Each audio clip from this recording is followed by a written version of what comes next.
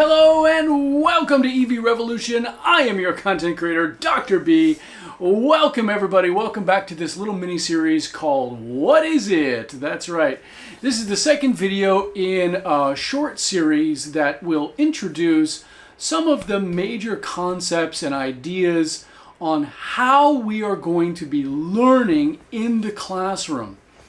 If you remember from the first video, the one I did earlier today actually, in the car with all of those bright sunspots coming through the window, you remember that I talked about the difference between communicative methodology and problem-based learning, and why I felt problem-based learning was more advantageous to you as students when you are in the language classroom. But first, I have two people here. I wonder who they could be. Who are you? I'm June. June? Wow. It's nice to meet you, June.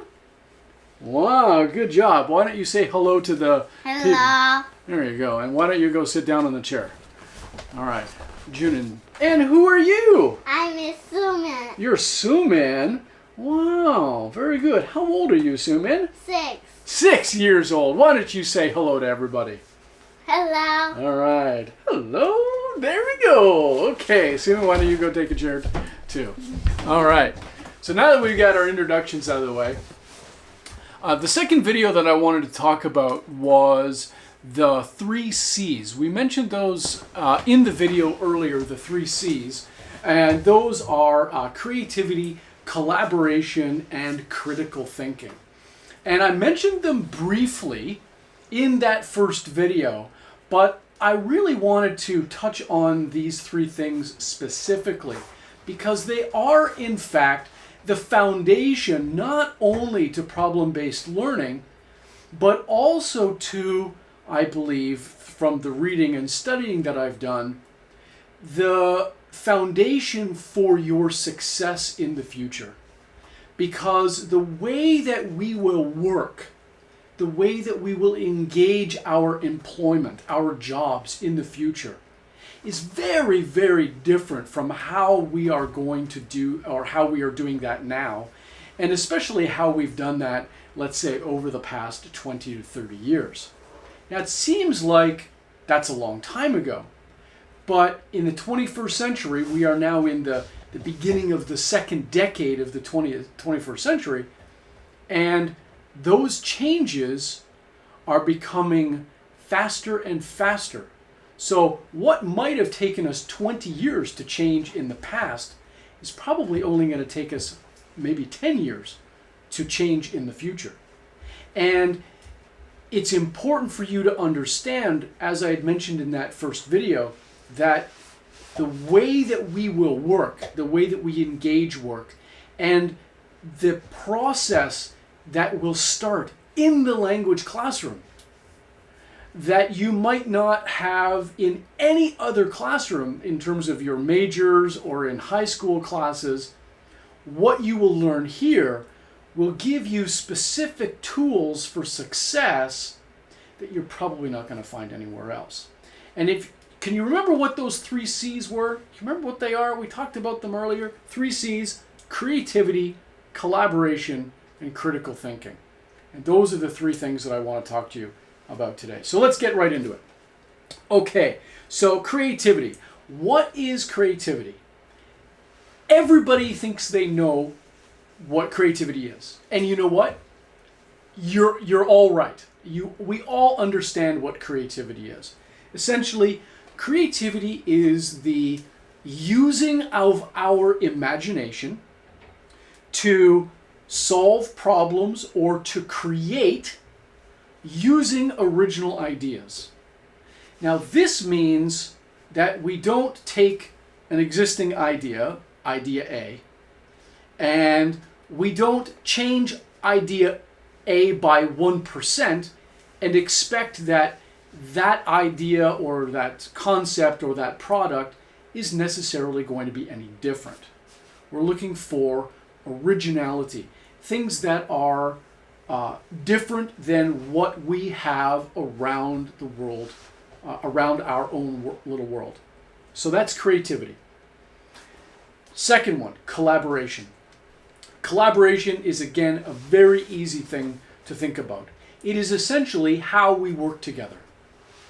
And everything that we are going to do in the near future is going to have some collaborative effort to it. Your university life right now is going to be filled with collaborative efforts. And I can assure you that in a language classroom, whether it's with me or with another native professor, there's going to be collaborative work needed.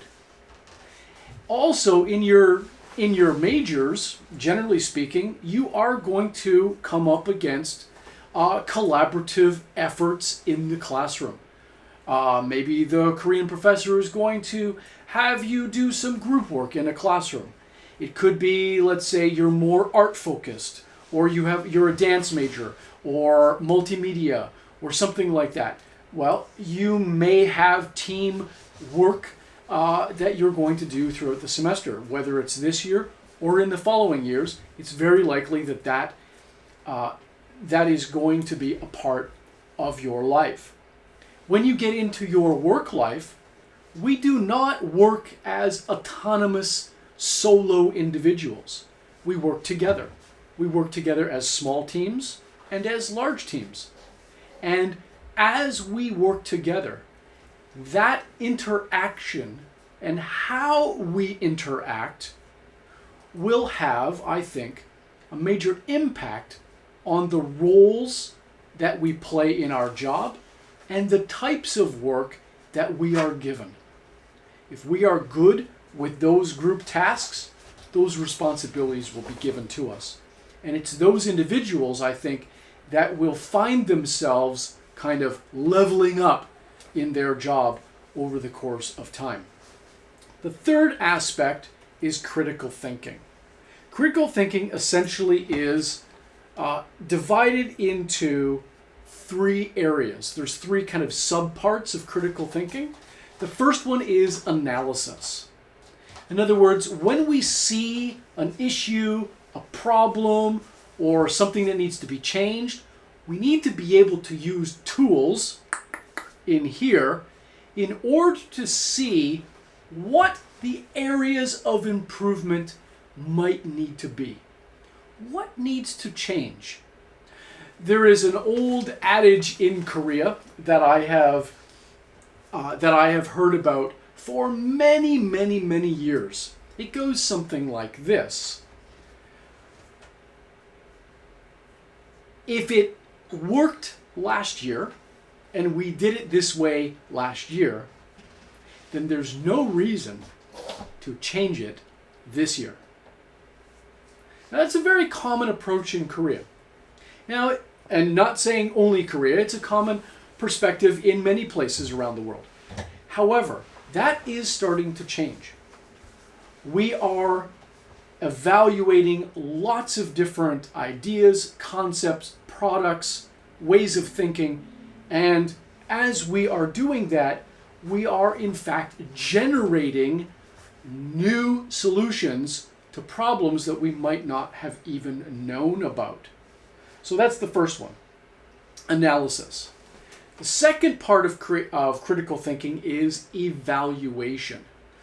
Once you have all of these different tools in front of you, all of these different ideas as to how to create and how to do something new, we need to decide then, okay, of these 6 ideas, which one do we think is going to be the most successful? So you have to evaluate carefully the pros and cons to each of your decisions. The third thing then is judgment. Judgment is the final key in the critical thinking repertoire. Judgment means that we, let's say, out of those 6 things, we have 2 things remaining, and we need to decide which one fits the team, the context, etc., in the best way that we think we know how. And so we're going to use our judgment individually or maybe as a team to make that judgment and to pick our final decision. All of those things fall under critical thinking. And as we explore our language classroom, as we explore the world around us, as you explore your new world at university, these things are going to come up time and time again. Those 3 C's: creativity, collaboration, and critical thinking. In critical thinking, we have analysis, evaluation, and judgment. All of those things are going to play a major role in how you function in the next 4 years of your life at university here. Now, we have to then think, okay, what good is this for? Why is it that these things are important to learn? Well, it's not just about what you do or how you do it at university. What you are doing is training your mind over the next 4 years to begin to understand how to utilize those 3 C's effectively, so that when it comes time for you to begin your employment, those tools will become second nature. You won't have to think so hard about using them. They will simply just be a part of your toolbox for your employment. Now, it is true that some jobs are more creative, collaborative, and using critical thinking. There are jobs that are more designed for those. There are other jobs that use them, but perhaps less so. Those jobs in the second category, those jobs that don't really use these all that well or all that often, those are the jobs that are falling prey to things like automation and AI. It's an unfortunate byproduct of our technological revolution that some people are being let go. Some people are losing their jobs. Or some people have to do 2 or 3 jobs in order to make ends meet, because the companies just do not provide the kind of salary that is necessary. However, on the flip side, as we are engaging the second decade of the 21st century, those 3 C's, those 3 tools, we are going to see utilized more and more often over the course of the next 5 to 10 years. And I think it's this reason why it's so important for you to begin practicing those things now. Because if you don't, no matter what your major is, if you don't, you might not be able to work effectively and have gainful employment in the future. Now, the last thing I want to talk about is, what does this all have to do with learning English? And that's a very good question, and I'm glad you were thinking about that, as I'm sure some of you were. Well, the whole point of a language classroom, when we look at the topic of language arts, let's say I'm a Canadian teacher, and we have an elementary, middle school, and high school program called Language Arts. Language arts is not as connected into learning the language. It's not an ABC. It's not these are the rules of grammar. Those are different courses. Language arts, which is essentially what this is, uses those 3 C's as a way of building your mind and being able to see the world in a different way. Korea has had an amazing economic and educational revolution since the mid-1960s up until, let's say, the late 1980s. It's been an amazing time. The miracle of the Han River, right? The problem with that is those jobs, that way of seeing economic success, is actually a model of the third industrial revolution. And we are now sitting, literally right now, on the cusp at the very beginning of the fourth industrial revolution. And that type of work, that type of world that we are going to be in, is so fundamentally different from what it was 30 years ago. We cannot be thinking about how to maintain the job market of something 30 years ago. What you need to do is think about, how do I maintain my job for the next 30 years? And creativity, collaboration, and critical thinking are going to be your keys to future success. Thank you very much, everybody, for listening. I know this was a little bit long, but it is important for you to understand. If you have a question, or if you want to add a comment, put something down below. Really interested to see what you think about all of this. And if you haven't yet, hit the subscribe button and the little bell for notifications, because every week I'm going to be uploading new content for the general section that anybody who has access to my channel will be able to see. So looking forward to seeing you soon. Students, I will see you in class. Thank you very much, everybody, for your time, and I will see you soon. Remember, be the revolution. Peace.